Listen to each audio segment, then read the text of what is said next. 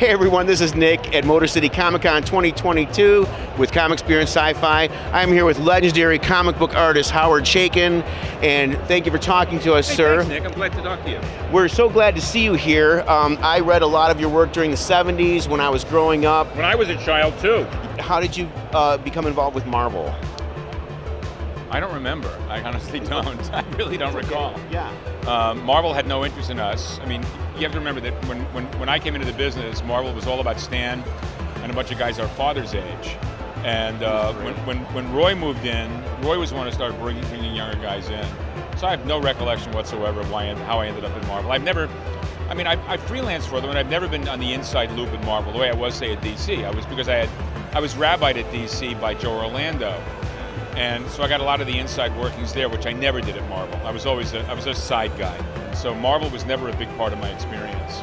Okay, well, whether you like it or not, it was a big part of our experience, you being at Marvel, because you drew the original Star Wars adaptation. How did that come about? George Lucas asked me to draw it. I think he expected better work than I delivered. Had I known it was going to be as big a deal, had I known it was going to be the source of what has become a secular religion. Had you seen any footage, or did you have to go by production drawings? I broke the script down into 6 issues. The first time Roy saw anything of text was when he saw my artwork delivered. He wrote from my breakdown. I had the McQuarrie paintings, and I had 400 stills, which all looked like IKEA in space. Okay. You know, that was it. I had no idea what Jabba the Hutt looked like. You know, there was no indication of the script that he looked like Mr. Happy. You know, nothing. In the original footage, he was a guy in just a regular human character. They made him a slug in the third one. You're me for someone who cares. Yeah.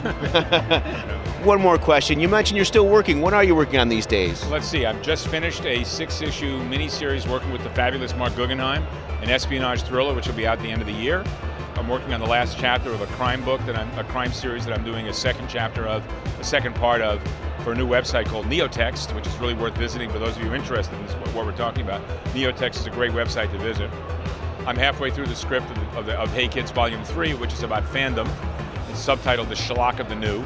I've got the first draft written of the sequel to The Divided States of Hysteria, which may or may not ever see print, because the audience is extremely hostile to that aspect of my career, and they can go to hell.